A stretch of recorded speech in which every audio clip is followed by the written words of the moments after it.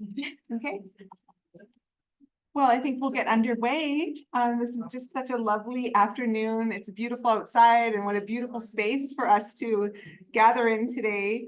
It's my absolute pleasure to be here to introduce our guest this afternoon, Dr. Linda O'Neill. I'm going to tell you a little bit more about her in a few moments here, but I will just tell you a little bit about me. My name is Dr. Vienna Robinson. I'm an associate professor in the Department of First Nations Studies, and I am a member of the Health Research Institute Leadership Council. Right? Yeah, I'm still fairly new to it, so I'm getting used to things. But this is part of our seminar series. And before I go any further, I would really like to acknowledge the territory of the Lheidli Nation, where we are all so fortunate to be able to live and work and gather and learn from and learn alongside each other. And I've been really grateful to be here for a visitor for over 20 years, which is incredible. I always have to, remind myself how old I am now. But it's just a wonderful community and university that I've been really lucky to be a part of since 1995. So the HRI Health Research Institute seminar series is really a collaboration with numerous committee members. Here's a list of the members, and we work alongside each other for the duration of the year to identify different speakers and just come together to talk about really important matters that we want to prioritize amongst the institution and beyond. But it's been a great experience for me to be a part of. I'm really grateful to the contributors that participate in supporting these initiatives that happen almost monthly, and all the different educational departments on campus that see the importance of us being able to share this work together. Our next seminar series, where we're going to be showcasing our honor students, is taking place on April 4th. So if you're able to participate, that would be wonderful. And there will be more notifications and information about that going forward. And our annual general meeting, which I heard is going to take place in this room, is taking place on Thursday, April 25th. But most importantly, we are here to acknowledge and celebrate Dr. Linda O'Neill, who I've been really grateful to know for decades now. It's been a long time. But I'm going to tell you a little bit about Dr. O'Neill. So Dr. O'Neill is a longtime Northerner in the far northwest corner of BC, who practiced in that area for many years. She holds a BA in Child and Youth Care, Master of Education in Counseling Psychology, and a PhD in Educational Psychology from the University of Victoria. And she's a certified counselor and trauma specialist. Dr. O'Neill and her colleague, Dr. John Sherry, run the counseling program within the Department of Psychology. And working together, Dr. O'Neill and Dr. Sherry guide the Community Counseling Center. So some of you may be familiar with that, but this is a program that has demonstrated impact on so many individuals and their families in the community of Prince George, and it cannot be understated how invaluable this is to so many of us. And on behalf of the CCC, as it's otherwise known, Dr. O'Neill provides trauma-informed training to schools, health authorities, youth justice, parole, and probation throughout British Columbia and the Yukon, and multiple workshops, and just works alongside communities in a really respectful and engaging way, where she's building relationships all over the place. So her research focuses on trauma-informed practice and trauma-specific interventions, counselors and other helping practitioners working in isolated settings, secondary trauma experienced by practitioners, complex trauma, developmental trauma disorder, historical and intergenerational trauma, and counseling and research ethics related to Northern practice. And this is really critical. So as a qualitative researcher and principal investigator on a 3-year Northern Community SHIRT grant, Dr. O'Neill is finding ways in really creative and innovative ways and pathways to be mobilizing Indigenous knowledges and be collaborating with the community. And on a personal note, if it had not been for Dr. O'Neill, I would not have passed my comprehensive examinations when I was doing my PhD. She took an entire weekend of her life to give me the most important and invaluable feedback, which my doctoral supervisor at the time was really, really, really grateful for. So, over to you. Thank you so much. I'd like to welcome you. Yeah. Beautiful. Like anything in academia, we're always inflated. It's just us. It's just, I know, isn't it a funny business? Like, make sure you always say exactly how many awesome things you've done. No, like, where's humility?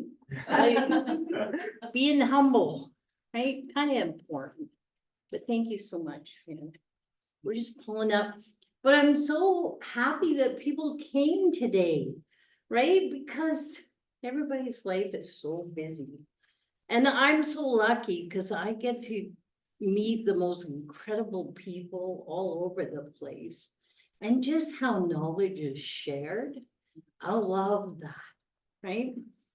And it's been amazing because I always like talking about it as a very long road. And a lot of our systems will say, okay, we're UMBC, we're trauma informed. Northern Health, we're trauma informed. And we're like, no, we're not really yet. So we use the term trauma trying, right? The little systems are just trying to get going, because if we really put it into play, it would be so different. Imagine post-secondary education being trauma informed. What? Students weren't stressed out. Students weren't having huge anxiety and depression, and I know it would be so different. And maybe faculty too would be in better shape. I'm just saying, just noting that. I don't name names unless you like meet me in my office. Right, there we go, for sure. But it's so amazing because, like, for me coming out of the North, and then when you hear terms like trauma informed, which came out of the US, more organizational systems work. Well, you think about all the people we've interacted with for decades who were what we now call trauma informed, but they never called it that, right? And do you find students will remember those educators or those preceptors who were kind, right? And compassionate and patient. Like those are, you always remember that. And when I was thinking about talking to everyone today, it was like, wow, how did we get here? And it was so interesting because we've done the different shirks kind of looking at the North. But 2012, I kind of started on the road in 2010 because I thought, isn't it interesting that nobody's really working with people within systems on what it would look like? Because we talk about it all the time, but how does it look like in probation, in parole, in the justice system? How does it look like in education? What does it look like in health? So that was the neatest part. And counselors, like when we come from professional programs, the idea that we're actually called practitioner scholars. So we're not like, we're considered to be consumers of research, sometimes more often, sometimes at a greater extent, sometimes lesser, but we're also professional practitioners. So when we do research, as happened with our 2012 Insight Development Grant, where we were looking at partnering with school districts and what are they seeing in terms of children from adversity and how do we better support and what's happening to them right now. And we sent out a little survey. We're so proud of our little survey. And as we were going over it, what stood out was the urgency of educators. They were desperate for help and desperate for better understanding. And as a practitioner scholar, I went, oh my gosh, like we don't even have to keep doing these surveys, they need help now. So I just started going from school to school. Because understanding it at this level, but what does it look like? Like when we practice, what is it? And how can we get people that are doing the work to share what they do? Because this is what we know, people in healthcare on the floor, on the ground floor, educators are some of the most humble people. And quite often there's the systems they work in aren't acknowledging what they bring. Right? And they're not there ever written up as like, oh yeah, there's this amazing person, in Hazelton, and she's been working in this area forever, and she is a gem. She just does her work, she retires, her kids benefit. Are the nurses, like our amazing nurses at Northern Health, who, because I work with clients on a weekly basis at our community counseling center, they'll bring me stories of compassionate health providers and the stories of someone taking 20 minutes, right, to be with someone who's very elevated, maybe in danger of being kind of escorted out of the hospital, and taking that time and working with them in a trauma-informed lens and changing how they feel. Right? Because if one person interacts with you in that way, there's hope that somebody else will. So it was amazing. And I just went on, I like to talk about it as a big old road trip. And it was awesome just to meet people on the ground who are doing the work, who don't necessarily share what they do. So I would go to the next, like whether it was health authority, whether it was schools, and share what I learned from the previous group. Isn't that the beautiful way of knowledge getting kind of disseminated? That's what I thought. So it was, how do we reach people who are desperate and are dealing with the effects of adversity from what happens to people in early childhood, right? And how that might hang around for a very long time. And just the urgency is what kind of drove it. But I love that wherever we were, you could share what you learned in one place with the next group. And it just snowballed, right? And now we have great big snowballs of information. And I just love that part. And I think the idea that systems, and they glommed onto the term trauma informed, but what does that mean? Right? Like they talk it, but what does that really mean?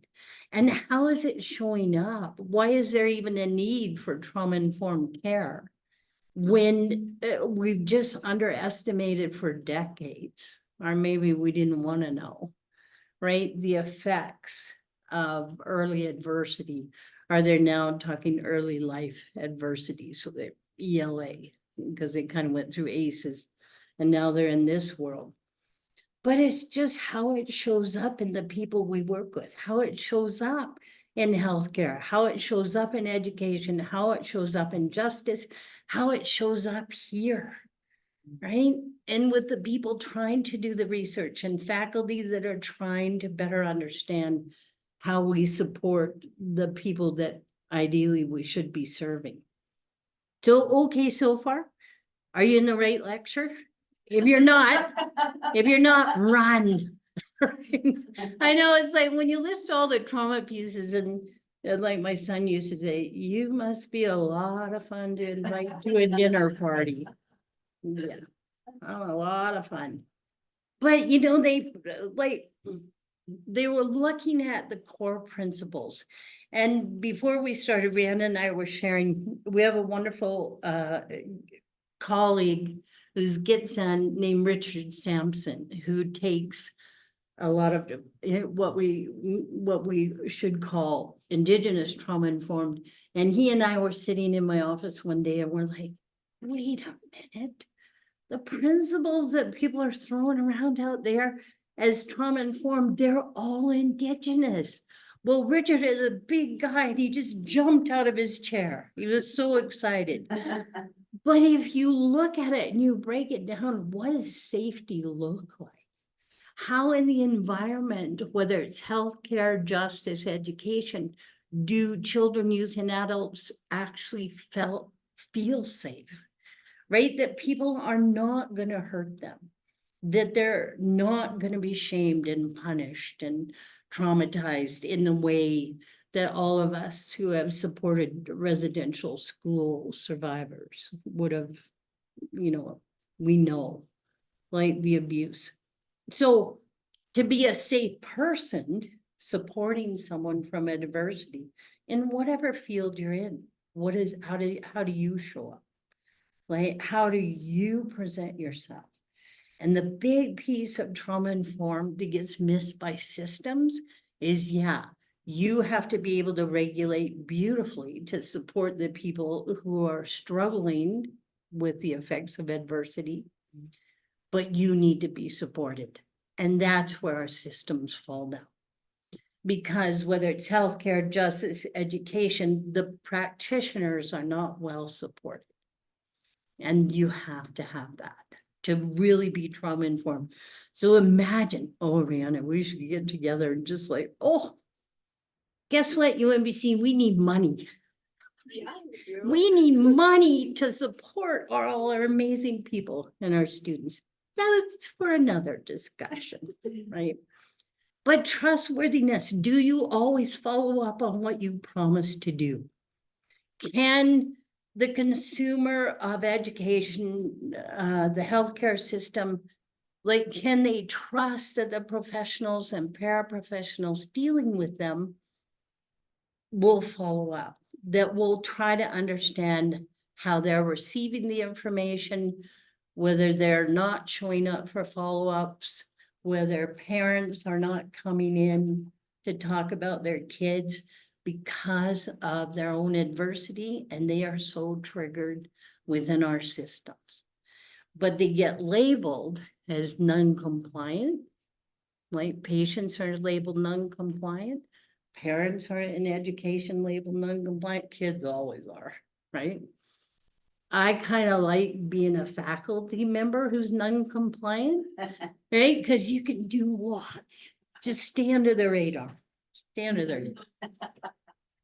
And the idea of choice, that everyone has a choice in the services they receive. You can choose to continue to access those services or not. And in healthcare, it's huge, right? Because so often they don't feel accepted. They don't feel heard. They're checking out when they hear some tough news. And parents the same way in education, right? And it's not that they don't have the best of intentions, but this is old stuff that comes up on a daily basis. And collaboration, oh my gosh. The thing that stood out from all my little road trips is getting systems out of silos, right? And getting people to fully collaborate in a way that trickles down and really impacts how we serve the people on the floor. And that's what stands out.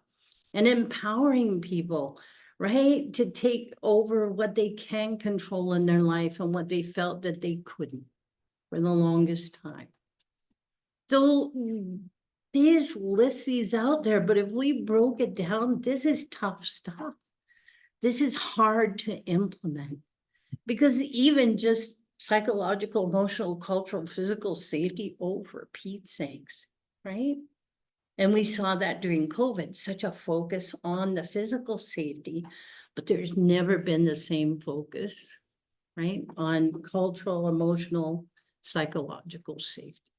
And that's what we're shooting for in our own little way. And the idea of, like the educators, compassionate learning communities is sometimes what they talk about, but they'll talk about, what we're actually trying to do is change a belief system. Piece of cake, right? But like change a belief system so that it's not just basic, here's consequences and rewards. It's so much more complex than that to better understand. And the idea of organizational change, we're talking huge stuff. So when systems say, we're trauma informed, you're like, well, we have a few layers to get to really understand what that looks like.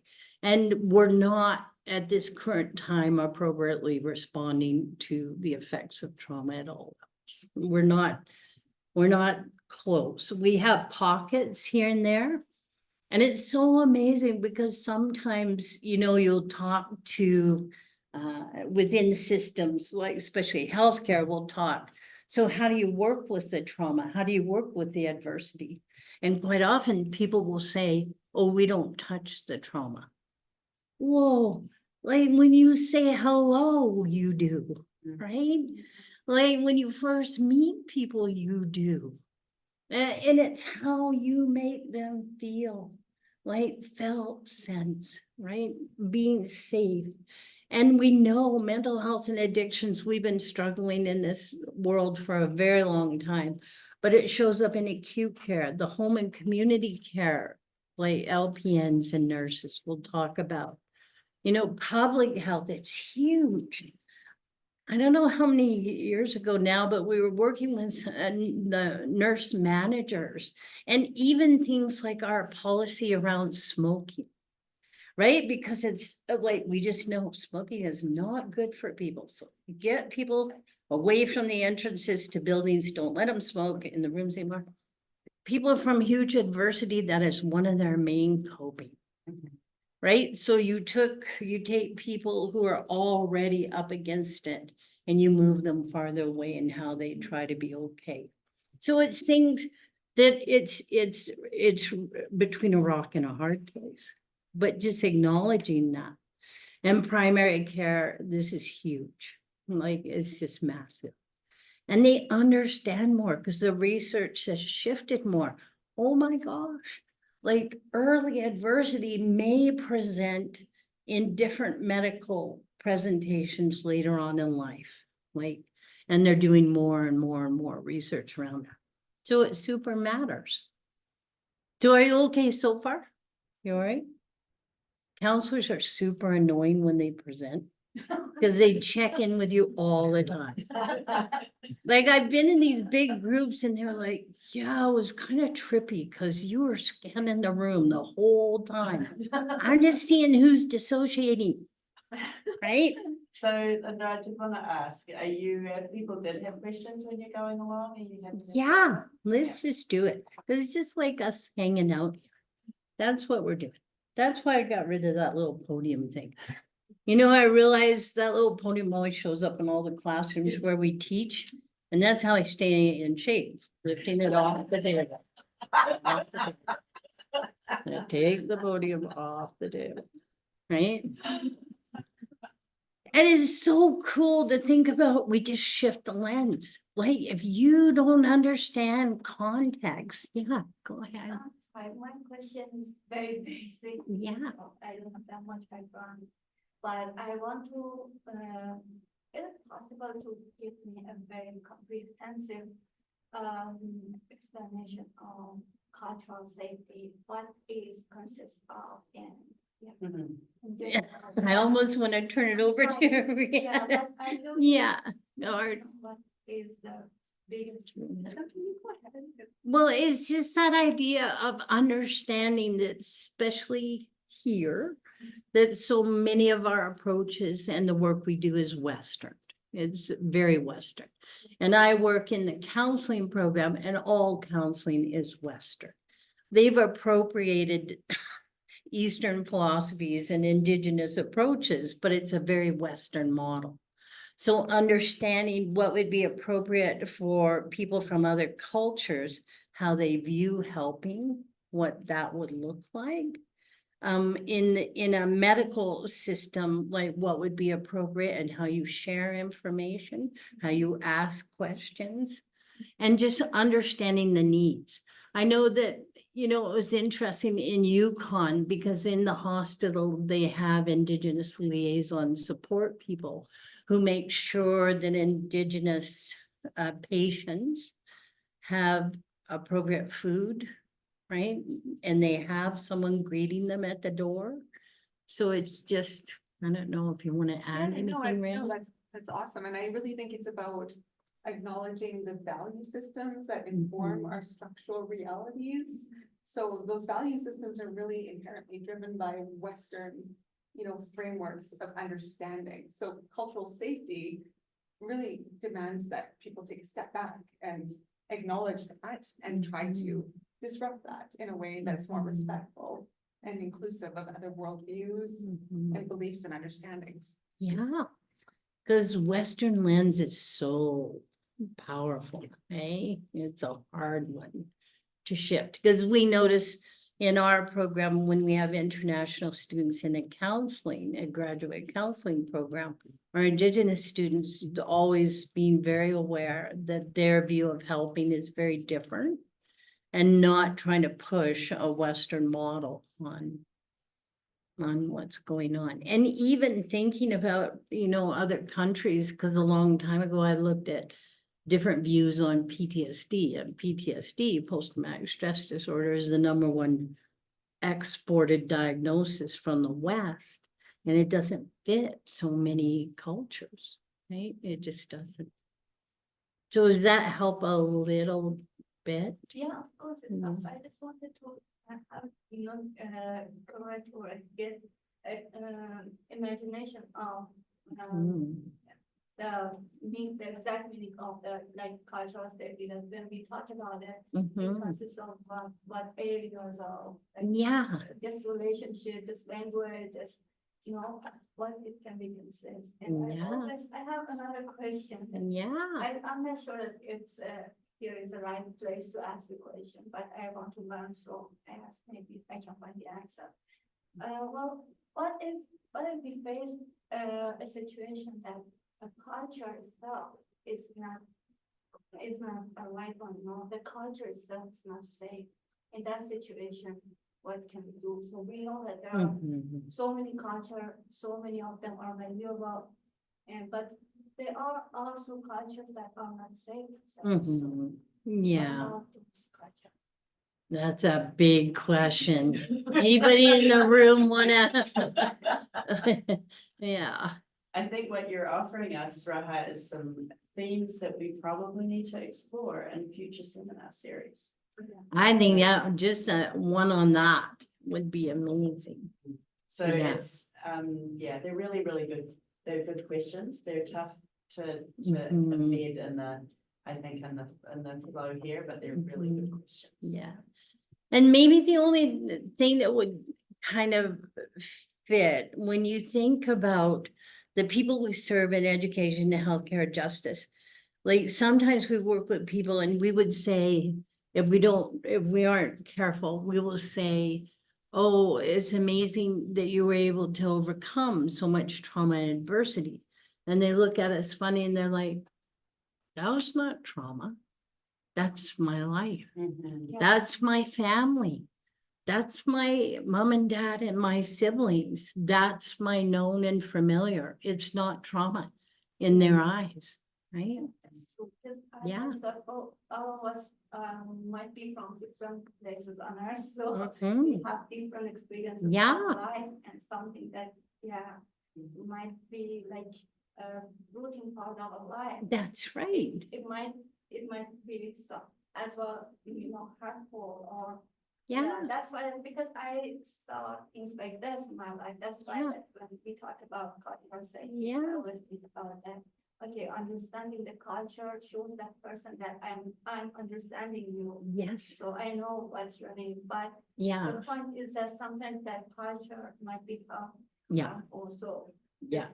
No, facing this situation is not easy because that No. person himself or herself does not understand that culture is hurting her. yeah. So, Exactly, because that's my family. That's my known and familiar. And so in healthcare, and in education, we'll use the word, we don't tend to use the word trauma. I'll say to people, was there a lot of chaos when you were growing up? Like, was there, like, was it just stressful? Like, I'll use that language rather than labeling it trauma. And I think a lot of healthcare providers have adopted that because we're not labeling I have two things from online. it. Teresa has said, I once heard an elder say it's hard to heal in a system of ongoing harm. And he was speaking to colonization is not over. Yeah, it is, yeah. If we don't better meet people exactly where they're at, right? And really understand how adversity presents, right? And I thought I might bring you a few little examples. I got more. Do you want me to keep going? Or we could just turn it into a lovely little chat. Totally, I mean, totally. It's totally up to you. But it's just understanding like how, like we've got all this research out there, but it's been really slow to get it into practice. Right? In terms of, oh my gosh, developmental psychology, epigenetics, like there's so much being done, but it's not showing up in how we work in education, how we work in healthcare. It's super slow. So we're trying to get it going. And I love, just when you go into a system and they say, yeah, we're trauma informed, it's like, well, how are you doing in these areas? And they're like, oops, right? Because most people will say, oh, I'm trauma informed because I took that workshop. And it's understanding trauma and its impact. That's where they feel really comfortable. But then, like you're talking about, what is cultural safety? What is cultural competence? Like, how do you promote safety, give people choice, and really understand how adversity may show up in their ability to do that within the system? And, just that healing happens in relationships, and our counseling program is all relational. It's such a shock to people when they get in there. It's like, well, yes, there's a lot of theories, a lot of good strategies, but really we want to know about you. It's like, no, not me. I need to run real quick. And that recovery is possible. But this is huge work, isn't it? Like, just to get there. And they're understanding more, like having a sense of what is genetic resiliency, what is genetic like vulnerability, how does the brain respond short-term, long-term to early adversity, and how that shows up much later on. So the brain piece has helped us so much. Like, as soon as they could do PET scans and MRIs of the brain, they're like, oh, I think it's really good that we don't go into the details of people's history when we first meet them, because we trigger them like big time. And working with the nurses years ago, one of the biggest hurdles was the idea of intake. Like, how much information do you need from someone to start providing services? Like, not very much. But intake is so traumatizing, re-traumatizing, like going into history has been so problematic. So really, it's about stress, right, on a nervous system. And some of the amazing researchers will say, we're working with traumatized nervous systems. That's what we're working with, right? And you don't label people this or that. We're working with a traumatized nervous system that is so heightened that they are either up here, hyper aroused, trying to provide services in the ER. That's where you see it so much. Or at the other end, they shut down, right? Just go into a hypo state and dissociative. So I think, I don't know how many years ago, with a group of speech pathologists, and they were talking about, they realized after we did a bunch of work that sometimes caregivers or parents, once they heard like some negative news about their child, they just leave the room. They don't hear the follow-up. like the steps that they could take or coming back for a follow-up. They're just gone. Like, it's too hard to take that in. So traumatic events may end up in a traumatized nervous system that's sometimes hard to get out of. And I have this little thing, I've got 2 things on my fridge at home, and one is you cannot consequence out a trauma response. Like, what are you gonna do? Punish people out of a trauma response? And education, that's huge, like we all know. And darn that hypothalamic pituitary adrenal axis, right? Like, do you say that every day too? I do. I'm like, darn, right? The release of those little stress hormones, and it just sets that brain and the body follows. It's like, that's what we should do, man. We should just have in the hallways, darn that hypothalamic pituitary adrenal system right there, because that's what's going on. These are not, and people get labeled like they don't cooperate, they're uncooperative, they're, oppositional, defiant, they're whoever they are. Yeah, and it's just this, that's what's going on a regular day. But the concern is what happens later on in terms of stress-related diseases when it's chronic stress, and what's happening to the changes like from the nervous system and on and on and on. And over a long period of time, like we know the secondary coping, whether people go to alcohol or substances, which is a whole other area of concern, but just in general, this is not good for human beings. Is not good. And this is Stephen Porges in his polyvagal theory of a threat response. And when he first came up with it, he had no intention of it showing up in like healthcare in terms of counseling, but it works beautifully, right? And it's just that no matter what system you're in, if you can keep people socially engaged, like ventral vagal, like be present, like be in the moment, feel that relational connection, then we got it. Like there's so much we can do. But the fight flight that comes out of early adversity, super important. Like you always have to acknowledge like fear and anger as signal emotions. They keep people alive. It keeps people alive, but then after a while, it sometimes runs the show, and then we have problems. But what we're so concerned about, and the idea of when we lose people, and we lose people here, we lose people in the small communities, is when they go into that last stand, right? And they're in a freeze, a dorsal vagal response, and then we lose them. And we don't have enough services that are picking up on that sometimes. So it's super important. And if anybody wants this PowerPoint, I'll send it to you. Like I just play with stuff all the time.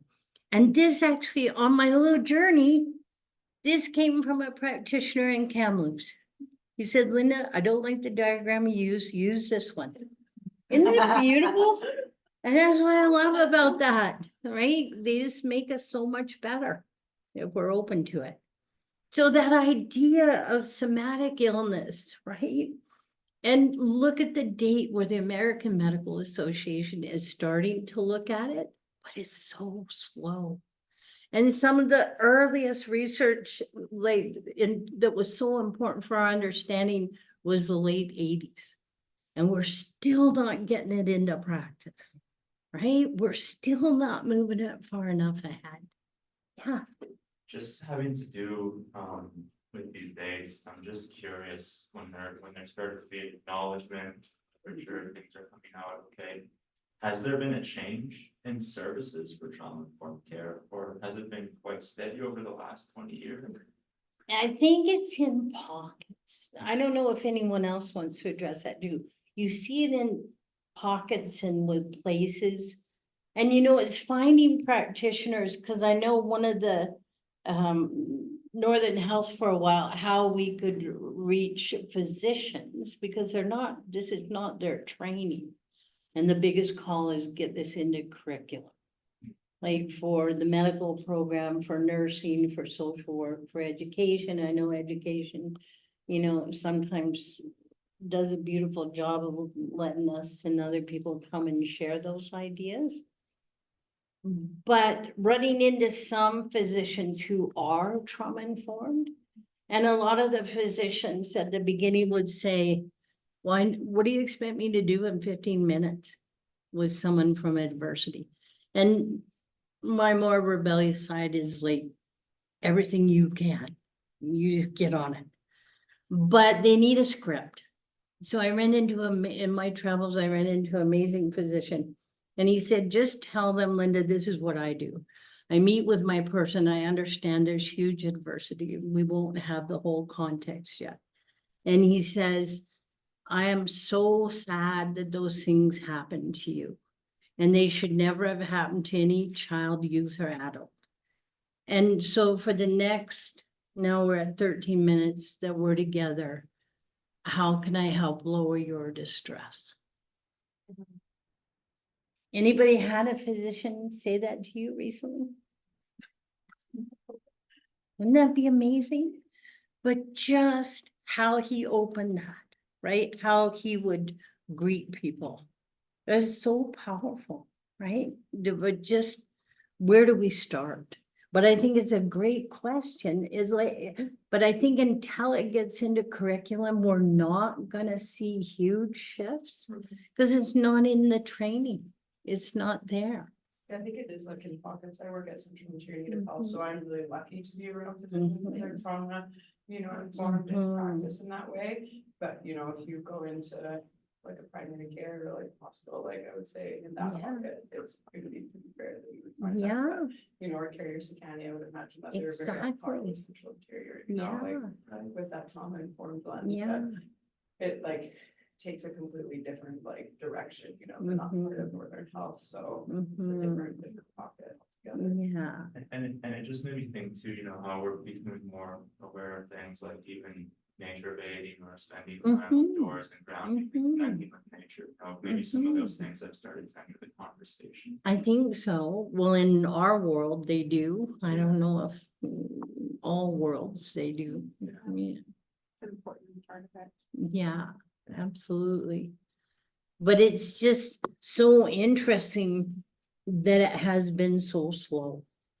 Like so slow to get rolling. But I don't think until you get it in as a foundation for all professionals, then it gets tricky, right?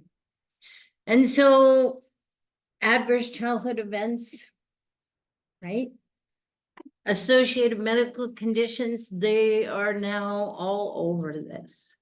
But the ACEs study is what had to start it. Right? Dr. Fleety and Dr. Anda. And they were, I remember reading somewhere when they first presented their findings, that early adversity from their 17,000 original participants in the study, that they were booed at medical conferences. Because they just weren't going to accept that what happened to children, little ones, would present in this way later on. It's so powerful. But we see this like at our little community counseling center, we work with people from all ages, all backgrounds, and we see this show up. They'll talk about some of their medical issues that are coming up. And just chronic pain is huge out of adversity, early adversity. It's a major area. Gastrointestinal, and I know all the work that's being done, looking at inflammation and for early adversity, how that shows up, like in this area. But the immune system, not functioning super well with high levels of cortisol. And then the part that not is easy to understand is when cortisol levels drop dramatically, then the body turns on itself. So autoimmune. And all the work they're doing in that area. and trying to have a better understanding. And I love the one medically unexplained symptoms. And I remember working with a woman in it, this is like decades ago, and she said, you know, I wonder if my chronic pain and fatigue is related to the alcoholism in the environment that I grew up. People just knew, like a long time ago. That's where they were. So it kind of matters, eh? Kind of super matters. But a lot of people are saying we need more research and we need longitudinal community-based research. Like we're desperate for that. And especially like just sharing between the physicians and the mental health providers, what they're seeing. Like how it's playing out. Because you know, like it took a long time for, now they have mental health and addictions, but for a long time it was addictions were grassroots. Mental health was over here. Addictions understood trauma because they came from that place and adversity, but mental health didn't. And then putting them together, it helped. But now trying to see if we could get physicians, mental health providers, and sometimes we have amazing relationships with psychiatry and counselors, but again, it just depends, right? So you do know, right? You're okay so far? I have two things from Yeah. online. One is from earlier in the talk, and the question is, why does PTSD not fit into other cultural models? It's so interesting because PTSD, the work that I was looking at from Somalia, Cambodia, they said we don't consider it a disorder as long as people can show up and do their job. If they function, like are able to carry out their daily life, it's not a disorder. That's not how they were seeing it. And the idea of, you know, in terms of the visual re-experiencing imagery, that for other cultures that was more spiritual, like more visionary rather than problematic. So it was very different how they were seeing it, how they were seeing the symptoms.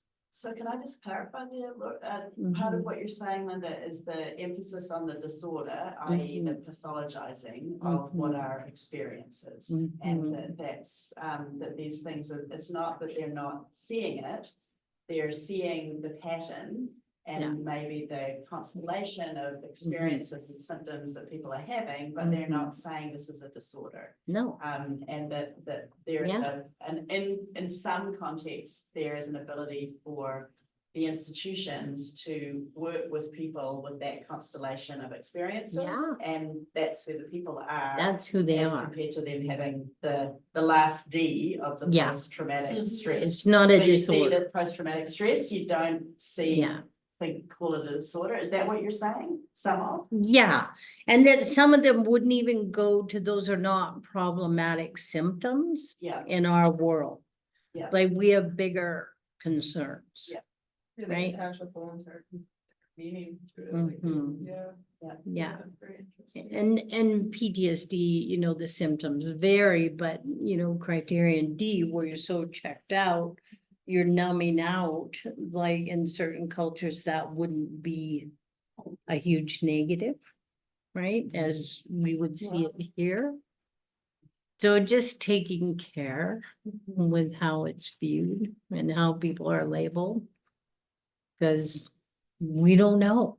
It's just our Western, and for a lot of people that, like I do supportive work for first responders too. And for them, it's like, don't call it PTSD. I'm like, I'm good. We don't have to call it anything. What's problematic for you in your life, like today? What part is problematic? So, yeah. I know I was telling my students last night, because I'm not super clinical, I'm more relational in how we work. My colleague is better at the clinical. But the DSM-5, I was like, wonder where I put that. And I realized it was holding up my computer monitor. So it shows you how often I just flip it open, check out diagnoses. Oops. Yeah. So when they do a review of the psychology program, I'll pull it out. There it is. It's not under my monitor. Right? And just the idea of not understanding the context for so many of the people we serve. And there's always variables, right? It's just, we talk about the emotional climate in the home, whether they even have basic needs met, but it's not pathologizing families. It's just knowing we don't know how this little central nervous system could be affected by what's going on, right? And the variability, like we talked about earlier, is really interesting, super interesting. But early intervention, and oh my gosh, that's what came out of this journey, is trying to shift the resources younger. Like to get the resources, we put so much money into justice, into mental health and addiction work, but less towards the little ones, like help young moms, help young families get services and like just lower the barriers so that all little ones get services early, right? Yeah. It just made me think of something too. There was the slide about how, we need to do some more research to expand our understanding of things. And my question, and this is something that really interests me, just in general, with a lot of things is, do we, and I'm genuinely asking, do we really need to do a lot more research, or do we have an understanding of some of the things that we do have to, like, we put a lot of resources and time to give them this research, but it's like, hold up. Do we maybe need to put a little bit more resources? Like you said, one big thing early on was how the supporters and the practitioners themselves, need Yeah. support and this and that. It's Yeah. like, could time and resources be maybe more allocated towards doing the things Yeah. that we already know? Yeah. Or are we hitting that balance right, in your opinion, or what are your thoughts on that? I think you got it, right? I think you totally nailed it because, and some of my students, when they come up, here's my thesis idea, Linda, it's like, oh my gosh, we already know what's wrong. Like we got it so clearly, but we don't got it in terms of what we do and how we could shift it in a more effective way. Like, how could we do this better? And I think we're always asking that, right? It's like, I'm so fortunate to be a part of this little nonprofit community counseling center that we established. So our counseling students could have good practicum. So they're the ones providing the services. But we learned every year with like every client, how can we do this better? Right? And asking them, what do you need? What would this look like to be more effective for you? And I think we need to do that everywhere, right? Because we kind of know. And that was like what started me on this path, is that little survey. I was like, oh, for Pete's sakes, what are we doing? Because they're telling us in a very strong language, this is what I see. This is what developmental trauma disorder looks like in kids to me. I don't even want to check this off anymore in their little qualitative box. I need help. Like I need resources and I need help. So it's like, yes, it's so huge, right? It's like walking a pretty fine line to ensure that you're doing that research, to discover those things, and then also ensure that Yeah. you're able to kind of get that sort of pragmatic element. Exactly. And I think the medical research, because it's slightly newer, is understanding those links so that something could be done more preventative wise early on, right? Than waiting for people for it to show up later. And I think if, Indigenous people are over-researched and maybe not the best way, but having them determine, what are you seeing and what would you like to focus on, which we've said all along, but I don't know. I don't think we say it quite enough. right? Are not in the, no. So there's little Dr. Fleety and Dr. Handa and their little ACEs study, and now you can go online, do your own ACEs score. Do not go online and do your ACEs score if you're lonely or heartbroken. Like, don't do that. Make sure you're loved and supported and, at least be stable. Right? I just think it just went nuts where people go on and go, oh, my ACEs score. It's like, what? Like, don't do that, right? Without a professional backing you up. That'd be cool. But at least they made the connection, right? That early adversity, and now we see it's a public health crisis. Is really what we have. It's like the numbers, right? And coping behavior, like we talked about the smoking, like to use alcohol, whatever substances you're using, you're just trying to survive. You're trying to be okay. And oh my gosh, I always get a little ramped up in these conversations.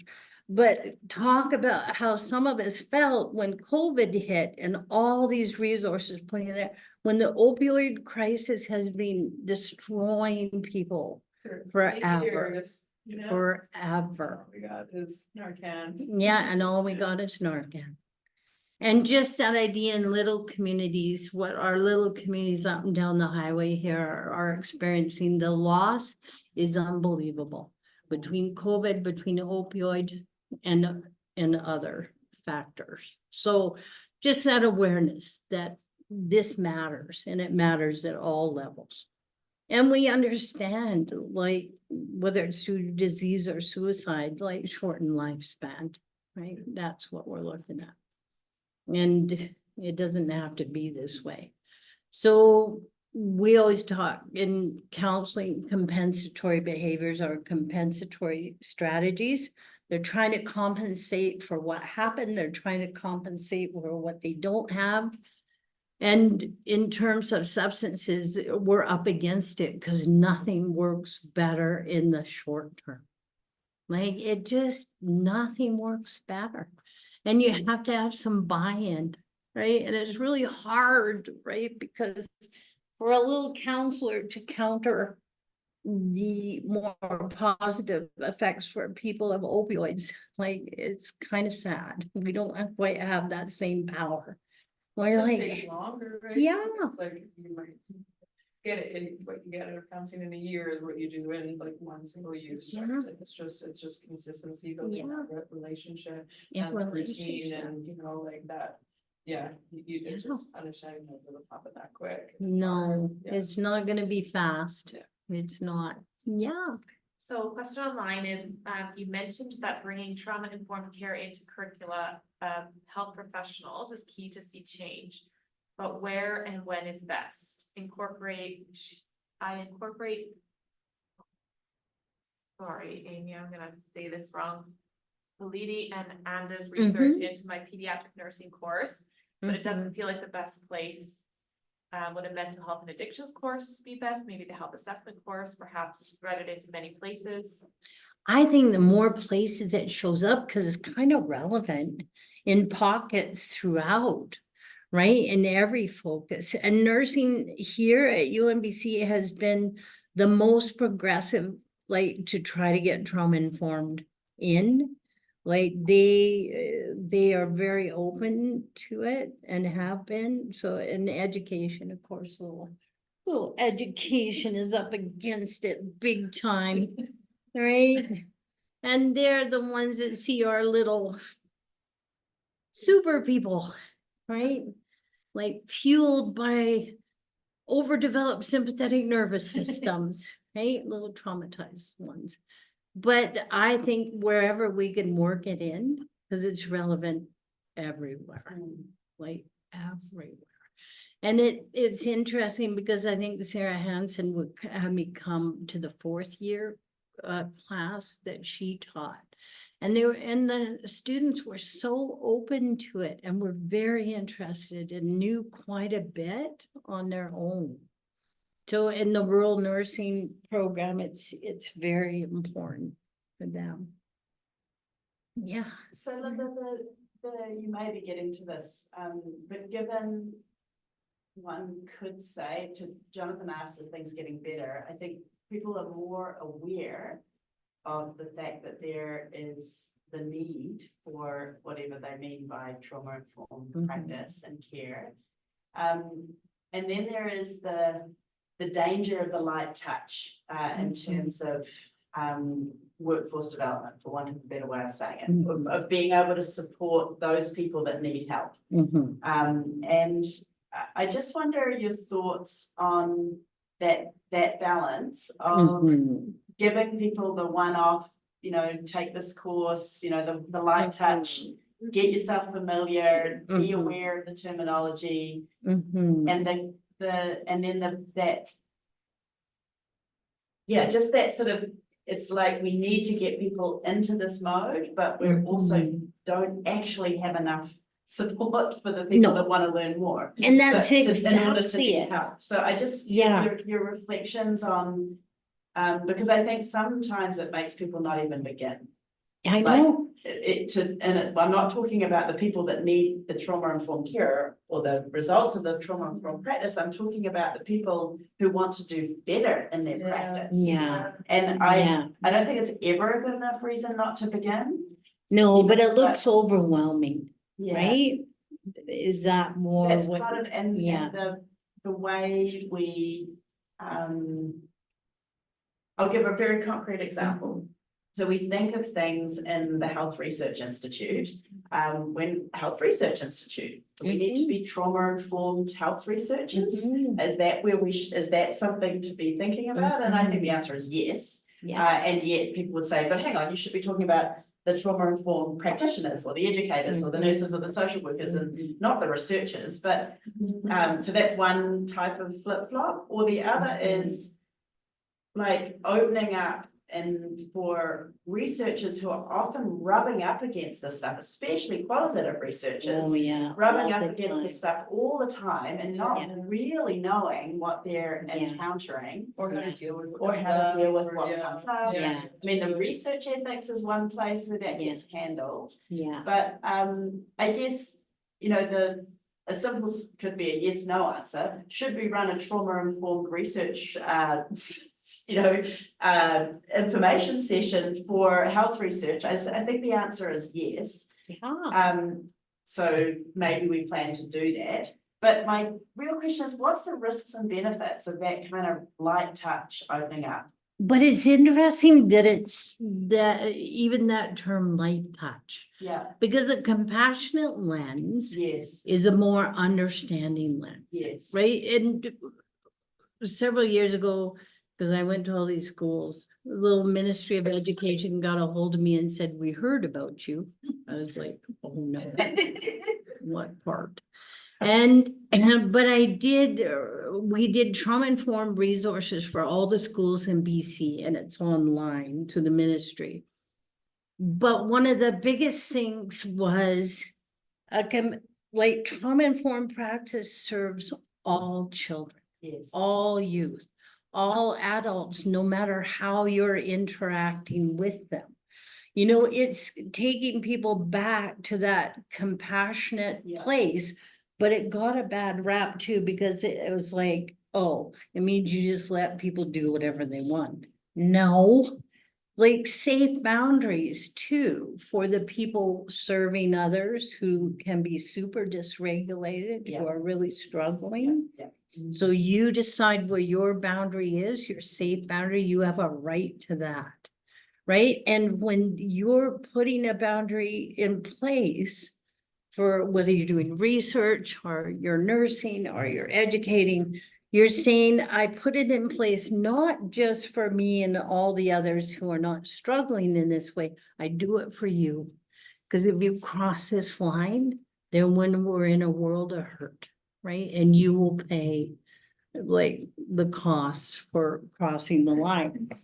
But it's that idea that, you know, elders up north wouldn't have said, oh, for sure, you guys have to be trauma-informed. You know, and they said, be kind. Be kind. And when I stripped it back from the ministry, I said, what are like, what are the main areas? Cause you have to let people customize it to do it in a way that makes sense for them. You don't tell people how to do it. But the first one was understanding why you're seeing certain reactions and behaviors, understanding why someone is cross with you, why someone is angry, why someone is shut down. Just in the back of your head, it's like, whoa, I think there's probably some adversity here. And just that lens, but also the power of connection. So my ability in that, even in brief moments, because counselors, we have the luxury, we can work with people for a long time. But we're seeing, and the research is showing, tiny short interactions can be the most powerful tool to shift things for other humans. So like a nurse, one of my favorite stories for one of my clients who's super dysregulated was going to emerge here. And a nurse who is overwhelmed, it's terrible, the conditions sometimes. She spent 20 minutes with him. She was so kind. She heard him. She co-regulated him. She brought him down. And that was all he could talk about for weeks. Because people don't interact with him that way. And she did. Right? And her ability to do that in a short interaction just shifted his world more than I'd been able to do in months. So it's those little moments, right? Every day for anybody in your life. I always say, if we could just hold this lens, you'd be a better partner, you'd be a better parent, you'd be a better service provider. Everything falls into place, but it's having the support around you to be able to do this, right? And it's little stuff. It's like just little bits of kindness. I always get in trouble at the grocery store because I love interacting with those amazing cashiers, right? Who are just incredible in the face of huge stress. And I just want to check in, right? But just that little moment, and when you're leaving, they'll be like, "You're so kind." It's like, isn't everyone, right? Shouldn't they be like just, yeah. And then not Pollyanna kind of stuff, because this is hard stuff to do in the face of what a lot of it, especially in healthcare, what people deal with on a daily basis, right? But what if you could just hold it? And it's not like, oh my gosh, we're going to take the health research institute, and you have to attend a trauma-informed training, and you better be nicer at the end of it. No, right? What is this opportunity, the little things that could be put in place, like every meeting, right? Just, it's a felt sense sometimes, right? You just know it is. So it's that idea, I love this idea of compulsive human behaviors. I love that. Like ideally to be energized, everybody likes to wake up, feel a little bit energized and upregulate. But if you can't, chances are you might end up with stimulants to help you get there. Everybody needs to relax or downregulate. If you can't, because of what's happened to you, what's gone around you, then you might take something to help you do that.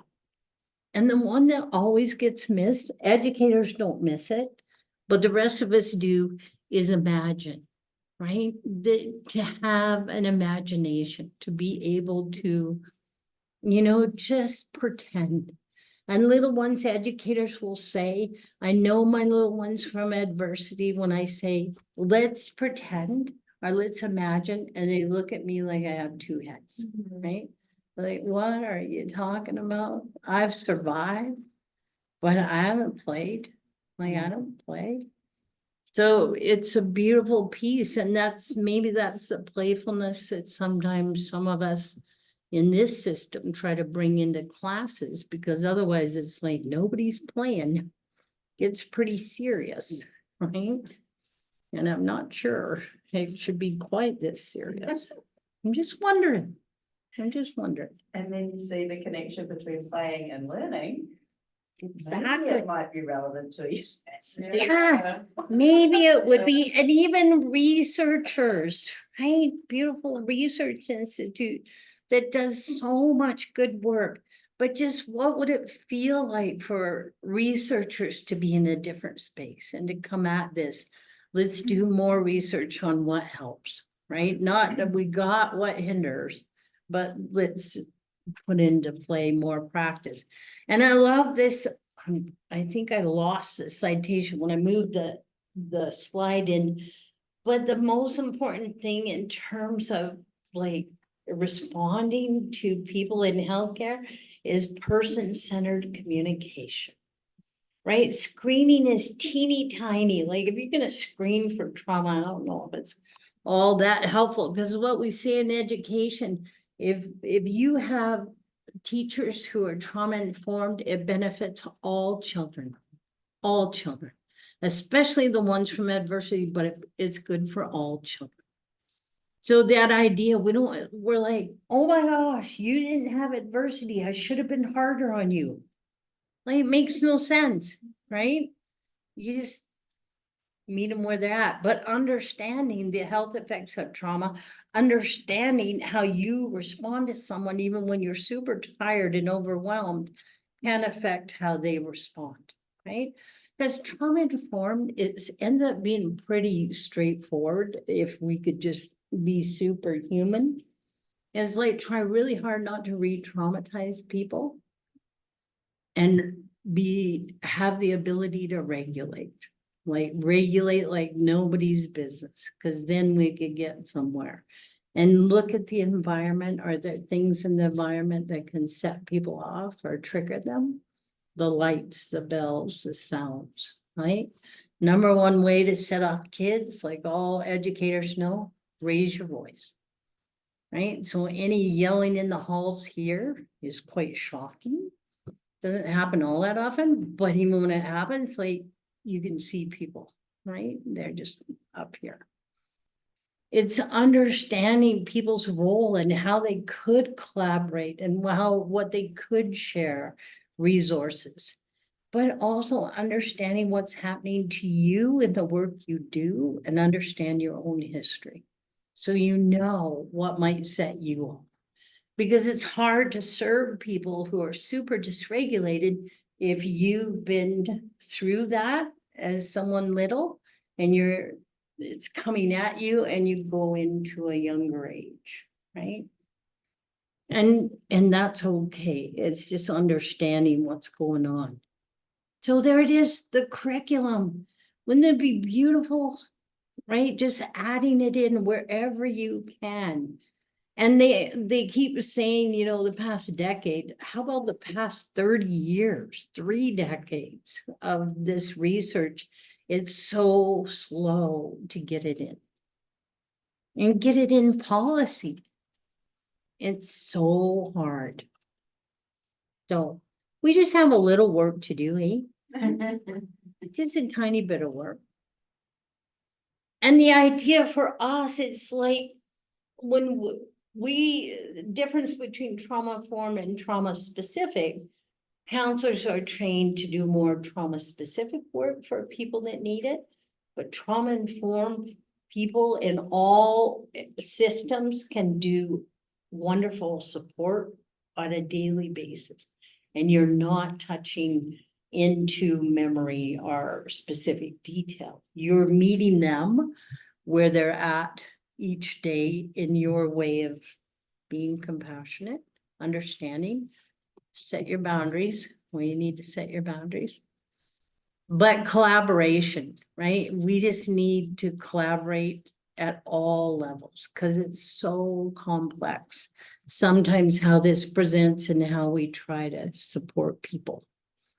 So that, when you think about health literacy, it's like that idea of basic precaution, it lines up with a trauma-informed lens, is like simplifying the communication, like watching for levels where people dissociate and they're just gone. So you make it simple, you make it clean and clear, Like, make sure the office wherever you're working is understandable. And think about our system here. It's not easy for students, right? Sometimes to navigate what our system. And just helping them, whatever is like culturally relevant to them to improve their health, it's awesome.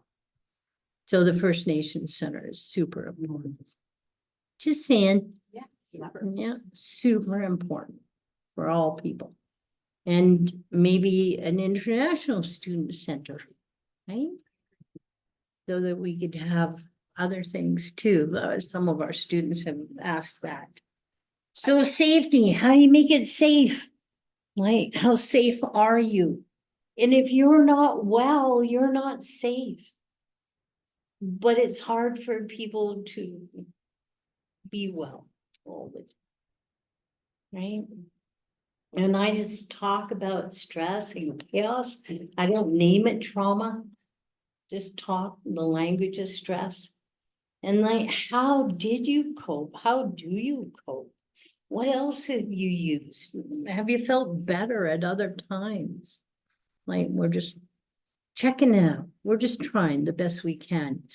And in the healthcare system, this is usually a sign that you might need to really pull out the trauma-informed care in a big way when people don't show up, right? And when it's termed non-compliance with medication, they didn't even hear it sometimes, they didn't follow through, they can't give you a history because it's not easy for them to do it. They don't ask a lot of questions, right? They don't feel that empowered to do that. And there's no follow through. Right? That's why the central interior health is so important. Yeah, like I'm just so blessed to work there, you know, like people missing their appointments, you know, and having the ability to like go and do a wellness check and like just like go and stop by and just like, you know, hey, how's it going? And like, you know, just build that relationship small and like if it takes, you know, as many tries or as much time as it needs, you know, but not just completely writing them off like, oh, well, they missed 10 appointments, like they must not want to show up. And it's like, no, there's a genuine reason why they're not accessing Yeah. services. Yeah, and what is the reason? And let's work on it. How do we support you? Yeah, and not taking it personally. No, yeah. This is just Not so about much you. bigger and not You're the one that's about holding you. space. Yeah. It's not about you. Yeah. Big time, not about you. And they have all kinds of ideas, like just keeping it. I think 3 to 5 key points is kind of high, but checking your tone of voice all the time. And the idea that it's not that people are not, these are some of the brightest people, but they've never had the luxury of shifting over to the left hemisphere, like more executive functioning. They've been running on the right, survival. And they just need some space and time to process, right? And you think about this in research. This is super important depending on research participants, when sometimes if you send out a new RA, they're too fast, right? They will get stuck in a script and they won't kind of follow up. And they're so rich what they can bring, but you gotta slow it down. You gotta super slow it down. And isn't that lovely? Be positive, hopeful, and empowering. That'd be cool, right? But I think what we're trying to do is just be more proactive, and trauma informed at its best is being preventative proactive, not trying to follow up, not trying to piece things back together, because that's more work. And always like being safe yourself and creating that, because you have a right to be safe. And people work so hard to reach so many people. And just taking care in your environment, know what's going on. And obviously, right, we're just checking our assumptions. When people get tired, they make assumptions, they make judgments, and it doesn't help. We're just hurting people big time. Oh, let's just talk about you. I know this is my favorite part, right? We always talk about the people we serve, but what about for providers, whether they're educators in the healthcare or researchers, is understanding professional dissociation. When people are overwhelmed, they start to check out at that level. And they just aren't showing the same empathy, the same connection, because they can. And the nurses during COVID, I learned so much. They talked not compassion fatigue, they talked about empathic distress. Isn't that a beautiful term? Yeah. And that, to me, summed it up. Yeah. Right? It's empathic distress. They have the empathy. They could see what was happening, but especially when they were losing people and families couldn't be with their loved ones, nurses struggled with empathic distress. Has anybody written about that? I think some of the in the nursing literature they are, but don't you find that way more? No, I think I really appreciate that. Yeah. And it's different compassion fatigue, like there's so many terms for secondary trauma. But compassion fatigue, you're just worn out, you just can't feel the same level of compassion. But I think empathic distress hit it at a better level. And some people are struggling with their own complex trauma, and your own PTSD. Complex trauma is usually 0 to 5 events. PTSD after events, because it stands up better for adults. But the secondary trauma is huge in all these. And you think qualitative researchers who are dealing with very sensitive topics, that there's been some amazing articles written about that in terms of the secondary pieces that they took on hearing very high-end stories that were a part of research, right?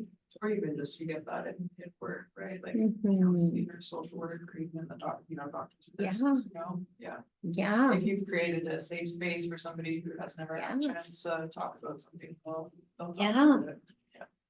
My counselors and I, sometimes we come up with funny little things, or we think they're funny.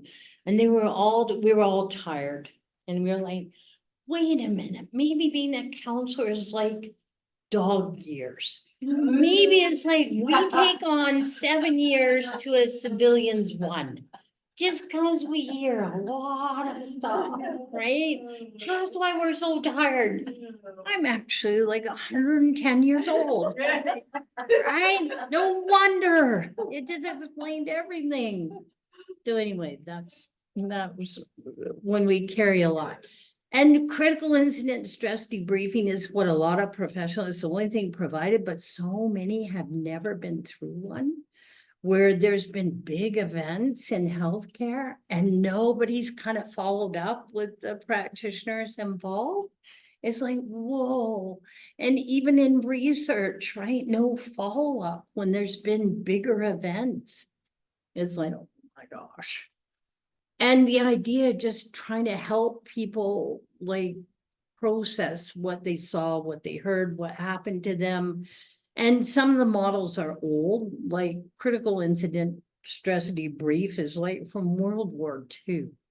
Like it needs a lot of work. And First Nations Health Authority, they have their crisis response teams, and Richard is doing the training. He's up in it, right? We are modernizing that. Yeah. So that within their communities, they have their own identified helpers, their own identified crisis responders, and that's who goes out, right? It's such a beautiful model. It's so powerful. And what about your level of stress? Not that we're going to get too personal here, but why not? Right? Cumulative, like from your work, from your life. Like it's just the physical, emotional energy, and people are tired.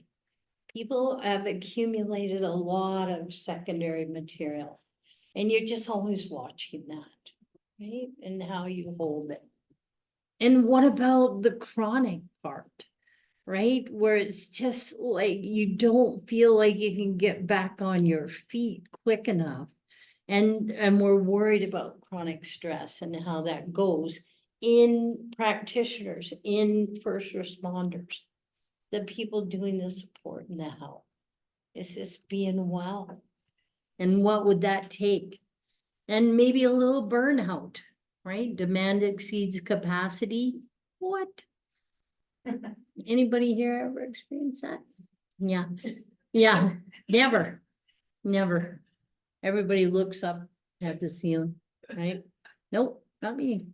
And we just keep going. Oh, no, I have, and I talk about it all the time. Yeah, Yeah. yeah. Yeah. From that level of just demand exceeds, Let's get away from it, right? Like it's hard, so, Mhm. yeah. yeah, And you can only do what you can do, yeah. like today. And that's what we're doing.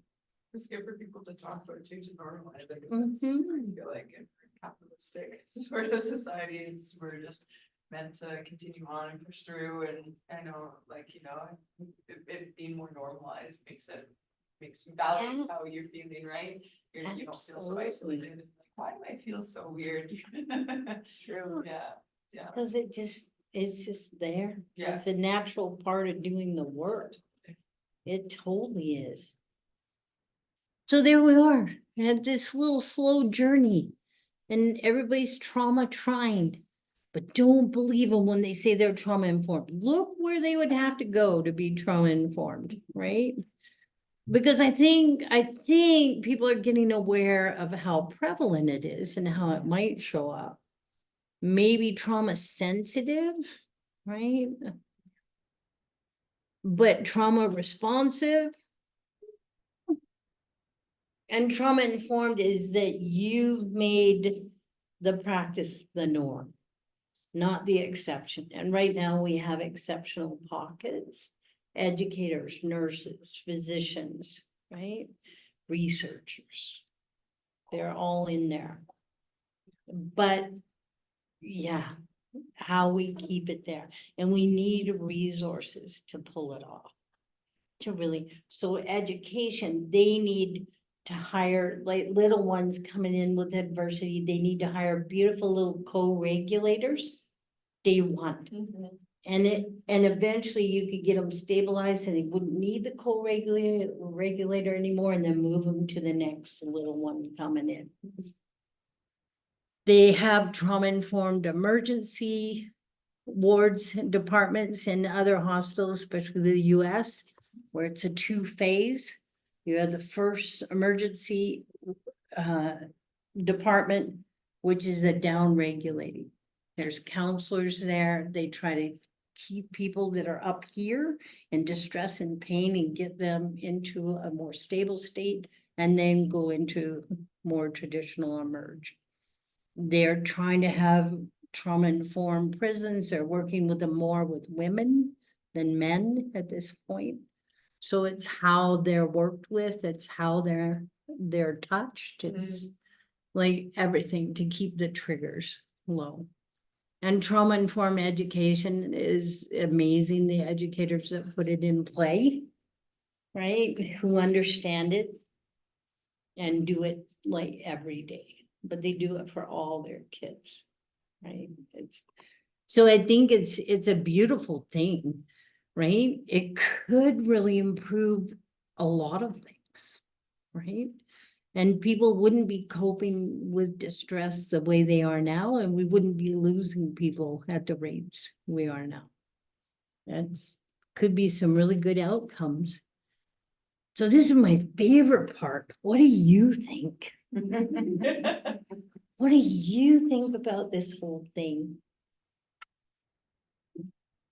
I think it's so important, like just doing the work that, I don't know, I was at the Needle Exchange for quite a few years, and then I got a nonprofit called Towns.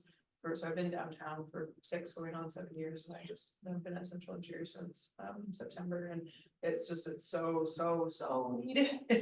You know, and like you're saying, you know, we need it earlier. So I'm on the other end of it, you know, all of these people or these folks that have growing up and now this is like where they find themselves because there Yeah. was nothing to catch them when they needed it, or there was no support to like offer them when they No. did it at the very beginning, and just like how different, scenarios could play out if there was trauma informed like care and resources and facilitation and education and all these other resources, like when folks are so small to like heal those wounds so they don't snowball into like massive addiction Yeah. and yeah, just like keep building on their trauma. It's like a trauma snowball. It's like literally, Mm. you become unhoused and then you acquire all this other trauma and then you start your active addiction and then you acquire all this other trauma. It's just like, Oh, it's yeah. just like you started with something that was probably quite large, but then like by Mhm. the end of like, your adult life, it just is this massive, Yeah. like house that needs to be dismantled, and rebuilding it. What does that look like? Yeah. Yeah, absolutely. Yeah. And just, and in counseling, we always like stay in the moment, like just stay present.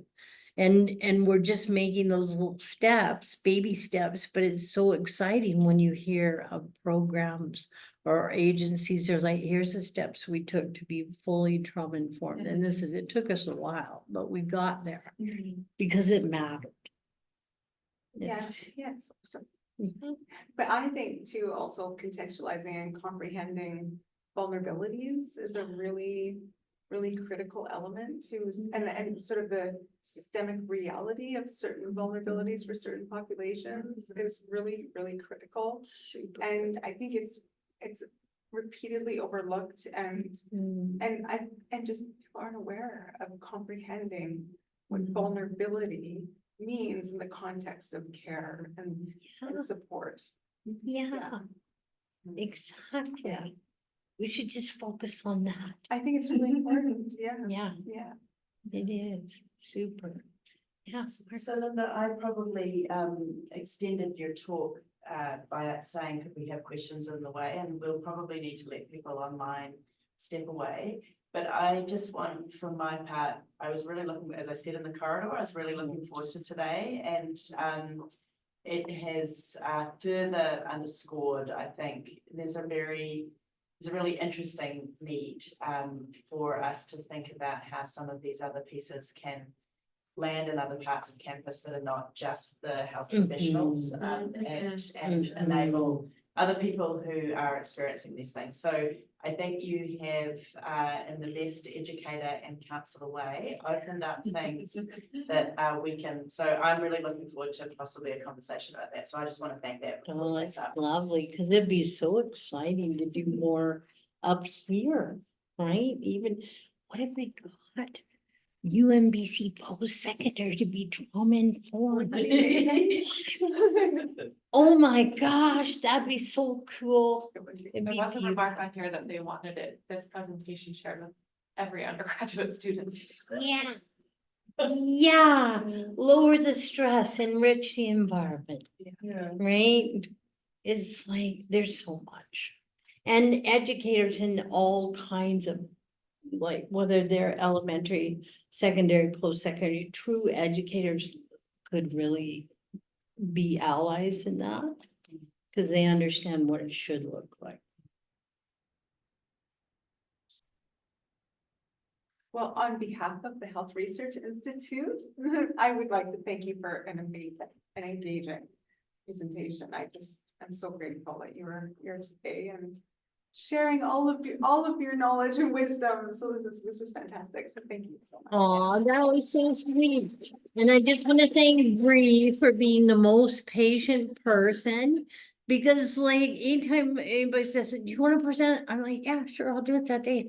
And then they're like, are you really? Are you gonna be ready? Are you gonna show up? I was like, yeah, no worries, I'll be there. And eventually, last moment, I pull it off. So thank you, Bree. You're Thank just you. lovely. Thanks for inviting me. It was lovely. Great.